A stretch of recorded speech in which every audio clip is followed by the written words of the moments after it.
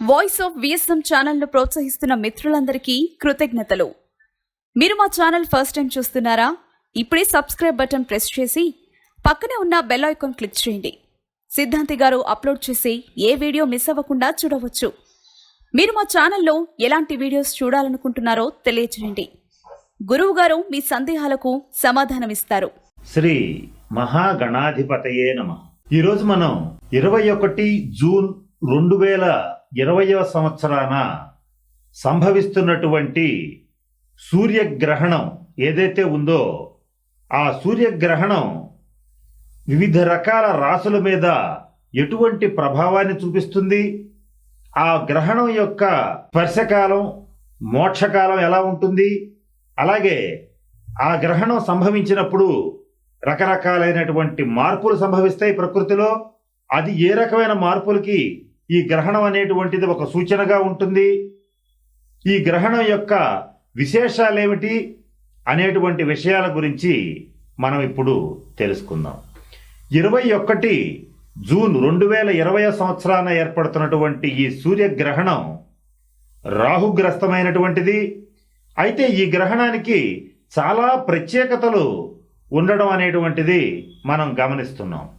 మొట్టమొదటగా ఈ సూర్యగ్రహణం పేరు చూడామణి నామక సూర్యగ్రహణం. ఇది అయితే సూర్యగ్రహణాలు చంద్రగ్రహణాలు ప్రతి సంవత్సరం వస్తూనే ఉంటాయి.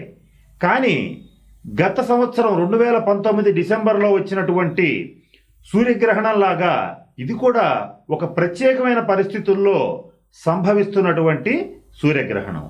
దీని మీద అందరికీ భిన్నమైనటువంటి అభిప్రాయాలు ఉన్నాయి, భిన్నమైనటువంటి వాదాలు ప్రతివాదాలు అనేటువంటివి జరుగుతూ ఉన్నాయి.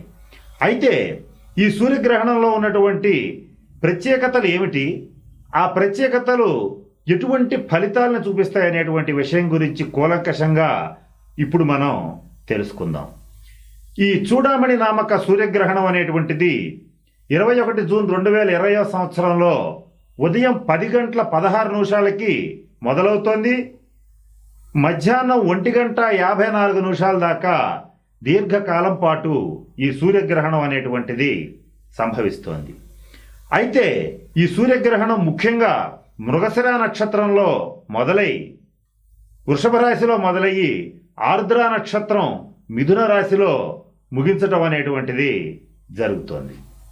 అయితే ఈ సూర్యగ్రహణానికి ప్రత్యేకతలు ఏంటంటే, మొట్టమొదటి ప్రత్యేకత ప్రధాన గ్రహాలైనటువంటి బుధ గురు శని గ్రహాలు వక్రచారంలో ఉండంగా, అంటే వక్ర గతిలో ఉండంగా సంభవిస్తున్నటువంటి సూర్యగ్రహణం. ఇది మొట్టమొదటి ప్రత్యేకత. మరొక ముఖ్యమైన అందరూ ఆలోచించదగిన ప్రత్యేకత ఏంటంటే, కాలసర్పదోషం జగర్లగ్నానికి సంభవిస్తుండగా, అంటే కాలసర్పదోషం జరుగుతుండగా ఏర్పడినటువంటి సూర్యగ్రహణం. ఇది రెండవ ప్రత్యేకత. ఇక మూడవ ప్రత్యేకత ఏంటంటే, ఈ సూర్యగ్రహణ కాలంలో సహజంగానే సూర్యగ్రహణం అంటే ఎప్పుడు ఏర్పడినప్పటికీ కూడా అమావాస్య నాడే ఏర్పడుతుంది. ఈ సూర్యగ్రహణం మరొక ప్రత్యేకత ఏంటంటే ఆదివారం అమావాస్య నాడు ఏర్పడుతోంది. అంటే అనేక రకాలైనటువంటి ప్రత్యేకమైనటువంటి పరిస్థితుల్లో ఈ సూర్యగ్రహణం అనేటువంటిది సంభవిస్తోంది. ఈ గ్రహణం అనేటువంటిది ఏ రాశుల వారికి చక్కటి శుభ ఫలితాలను ఇస్తుంది, ఏ రకమైన శుభ ఫలితాలను ఇస్తుంది అనేటువంటి విషయం గురించి ఇప్పుడు మనం తెలుసుకుందాం. ముఖ్యంగా మేషరాశి వాళ్ళకి ఇది అద్భుతమైనటువంటి శుభ ఫలితాలను ఇస్తుంది. వాళ్ళకి ముఖ్యంగా ఆర్థికంగా మంచి లాభాలను కలిగించేటువంటి పరిస్థితి ఈ గ్రహణంలో ఉంది. అంటే మేషరాశి వాళ్ళందరూ కూడా గతంలో ఏమన్నా ఆర్థిక ఇబ్బందులు ఉన్నా కూడా ఆ ఇబ్బందుల్లోంచి బయటపడతారు. ఈ గ్రహణ ప్రభావం వలన ఆర్థికంగా మంచి ఉచ్చస్థితికి వెళ్ళడం అనేటువంటిది జరుగుతుంది. ఇక రెండవ రాశి వాళ్ళు కన్యా రాశి వాళ్ళు. ఈ కన్యా రాశి వాళ్ళకి ఈ గ్రహణం అనేటువంటిది మంచి పేరు ప్రతిష్టలని, చక్కటి ఆరోగ్యాన్ని, చక్కటి గుర్తింపుని, వాళ్ళు ఏదనుకుంటే అది చేయగలిగినటువంటి శక్తి సామర్థ్యాలని ఈ గ్రహణం కన్యా రాశి వాళ్ళకి ఇస్తుంది. ఇకపోతే మకర రాశి వాళ్ళకి ఈ గ్రహణం మంచి శుభ ఫలితాలను ఇస్తుంది. వీళ్ళకి ఏ రకమైన శుభ ఫలితాలను ఇస్తుందంటే, గతంలో అనారోగ్య సమస్యల్లో ఉన్నటువంటి వాళ్ళకి అనారోగ్యం తొలగిపోతుంది. అంటే దీర్ఘరోగులు ఎవరైనా ఉంటే దాని తీవ్రత తగ్గుతుంది. కొద్దిపాటి అనారోగ్యం ఉన్నటువంటి వాళ్ళకి అనారోగ్య సూచనలు తగ్గిపోతాయి.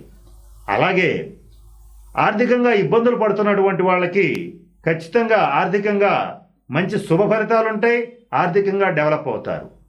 ఇక ఎవరైతే వాళ్ళ వృత్తి ఉద్యోగ వ్యాపారాల్లో రాజకీయాల్లో ఎవరైతే ముందడుగేయాలనుకుంటారో వాళ్ళకి ఖచ్చితంగా శుభ ఫలితాలను ఇస్తుంది. వాళ్ళ కోరికలు తీరేటువంటి పరిస్థితి ఈ గ్రహణం వలన సంభవిస్తుంది.